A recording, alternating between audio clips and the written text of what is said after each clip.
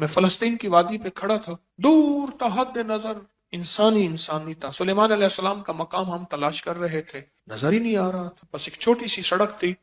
وہ بھی لگتا یہ تھا کہ ابھی کوئی بنی ہے، پہاڑ ہی پہاڑ ہے، ادھر اس ملک کی سرحد ہے، اس ملک کا بارڈر ہے، ادھر وہ ملک ہے، کچھ نظر ہی نہیں آ رہا تھا۔ یہ قافلے ایسے ہی گزرتے تھے۔ میں صحرائے اعظم پہ گیا، دنیا کا سب سے بڑا صحرائے اعظم، اس میں سفر کر رہا تھا، جہاں پل بھر میں ٹیلے ادھر سے ادھر ہو جاتے ہیں اور زندگی کا نشان ختم ہو جاتا ہے۔ جب زندگی میں یہ قافلے ہوں، ایک دفعہ کا تذکرہ میرے ساتھ ہوا، گاڑی کا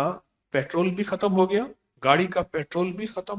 ختم ہو گیا، راستہ بھی ہم بھول گئے، اور این صحرا میں ہے، این صحرا، راستہ بھی بھول گئے، اور گاڑی کا سلسلہ بھی سارا ختم ہو گیا، جو ریزرو تھا وہ بھی ختم، تحت نظر ریت ہی ریت ہے، کوئی راستہ نہیں، اور تحت نظر کوئی زندگی نہیں، کچھ بھی نہیں، تحت نظر کچھ بھی نہیں۔ تو ہم نے پھر کیا کیا، سخت سردی تھی، ریت پہ تیمم کیا، تیمم کر کے 2 نفل پڑھے، 2 نفل پڑھ کے 3 دفعہ سورۃ یاسین پڑھی جن کو یاد تھی، اس کے بعد بیٹھ کے پھر سورۃ قریش پڑھنا شروع کر دی۔ ہمارے ساتھ ایک صحرائی آدمی تھا جو ستاروں کی چال پہ لے کے ہمیں چل رہا تھا، رات کے وقت میں باہر نکلتا، کہتے ٹھہرو، گاڑی کو ٹھہراؤ، پھر جا کے ایسے نا اوپر نیچے دیکھتا، ستاروں پہ دیکھتا، قطب ستارے کو دیکھ کے چل رہا تھا، اور ستاروں کو دیکھ، اس طرف کریں، ہماری منزل اس طرف ہے، 1 2 دفعہ بھول بھی گئے، اور ہمارے پاس جس بندے کی گاڑی تھی وہ گاڑی بھی بہت کمزور تھی، طاقتور ریت میں پھنس جاتی تھی، پھر جھاڑیاں کاٹ کے لے آتے، اس کے ٹائروں کے نیچے ریت نکالتے، اس کے نیچے جھاڑیاں دیتے، پھر کچھ بندے دھکا لگاتے، کچھ گاڑی دھکا لگاتی، پھر چلتی، پھر بندے دوڑ کے بھاگ جاتے۔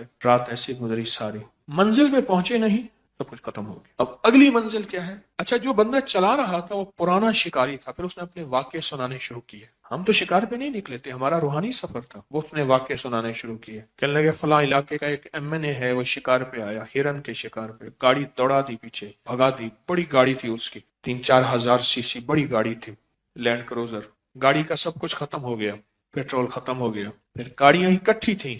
آپس میں، ہرن کے پیچھے جو گاڑی لگائی، ہرن پیچھے بھاگا تو گاڑیاں بچھڑ گئیں۔ پھر وہ کہنے لگے کہ انہیں ایک سراب نظر آیا، سامنے پانی ہے، دھوکا نظر آیا، انہیں کہا پانی سامنے ہے، خود چل پڑے، اور چلتے چلتے چلتے آخر گر گئے اور مر گئے۔ 3 دن کے بعد ان کا جسم تھا جس میں گوشت نہیں تھا۔ کہنے لگے ایک دم میں آ رہا تھا شکار پہ تو مجھے دور سے ایک کپڑا نظر آیا، جھاڑیوں پہ نا وہ کپڑا ڈال دیتے ہیں، وہاں ایک ترتیب ہے کہ کپڑے کو دیکھ کے بندے آئیں، اونچی جھاڑی پہ مجھے کپڑا نظر آیا، میں نے کہا کوئی بندے ہیں پریشان ہیں، دیکھا تو 2 میاں بیوی تھے، ان کے منہ میں جھاگ ابھی باقی تھی، ایڑیاں رگڑ کے زخمی ہو چکی تھی، جسم گرم تھا، پیاس سے مر گئے، ابھی جھاگ بھی باقی تھی، منہ سے جھاگ نکلتی رہی، ایڑیاں رگڑتے رہے، موت و حیات کی کشمکش میں آخر مر گئے، جھاگ بھی باقی تھی، جسم بھی گرم تھا، ابھی جانور نہیں پہنچے تھے، کھانے والے، نوچنے والے، گدھے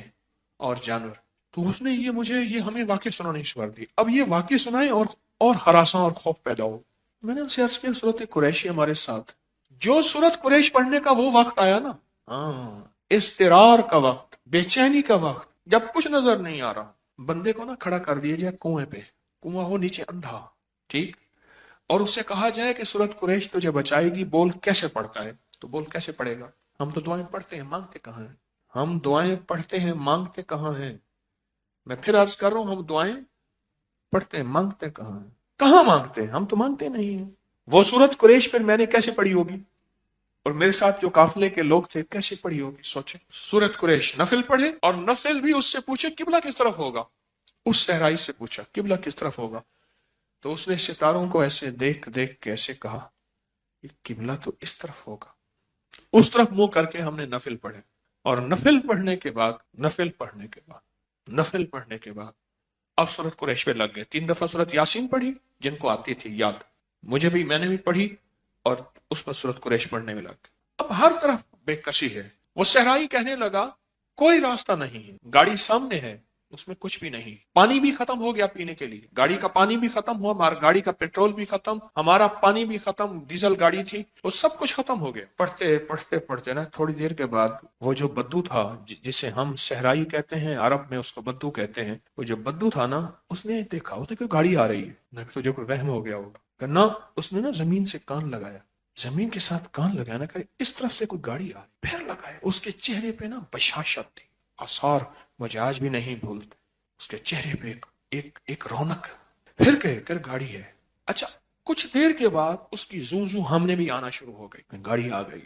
اور دیکھا تو دور سے ایک ٹرک آ رہا۔ اس نے کہا بوزر آ گیا، بوزر آ گیا۔ اور ٹرک والے نے دور سے ہمیں دیکھا تو ہارن دیا، ہماری طرف رخ کیا، ہم بندے بیٹھے ہیں، گاڑی کھڑی ہے، مجھ سے ہم سے پوچھ رہے تھے تم یہاں کیسے؟ ہمارا تو سب ختم ہو گیا، آپ انہیں میں راستہ بھول گیا۔ میں بارڈر پہ ہماری جو فوجیں ہیں ان کے لیے پانی لے کے جا رہا ہوں۔ وہ ٹینکر تھا پانی کا، ریت میں چلنے والا، بہت طاقتور، کھینچ کے چلنے والا پانی کا ٹینکر تھا۔ اس نے کہا ہم راستہ بھول گئے ہیں، اور بڑی مشکل سے راستہ کرتے کرتے ہمیں نظر نہیں آیا، اور ہماری گاڑی کا رخ اس طرف ہو گیا۔ رحلۃ الشتاء والصیف، جب قافلے راستہ بھول جائیں، جب سفر میں الجھ جاؤ، وہ سفر صحرا کا ہو، وہ سفر زندگی کا ہو، وہ سفر کاروبار کا ہو، وہ سفر روح کی دنیا کا ہو یا روحانیت کا ہو، جب زندگی کے کسی نظام میں تمہارا قافلہ گرداب میں، سراب میں، عذاب میں کہیں بھی اٹک جائے، پھنس جائے، تو پھر سورت قریش تمہارا ساتھ دے، پر پڑھنا ایسے جیسے میں نے صحرا میں پڑھا تھا۔ ہاں، اس نے پانی پلایا، اس نے ڈیزل دیا، وہ خود ڈیزل تھا، وہ جو ٹرک تھا، اس نے سب کچھ دیا۔ ہمارے ایک صاحب تھے، اس نے کہا تو ڈیزل دینے کا حق ہی نہیں رکھتا، ہم مر جائیں گے تو اسے ڈیزل نہیں لیں گے، سرکاری چیز ہے، ہم کیسے لے سکتے ہیں؟ اس نے کہا بات تو ٹھیک ہے، میں سرکاری چیز ہے، پانی بھی سرکاری ہے، ڈیزل بھی سرکاری، تو میں کیسے دے گا؟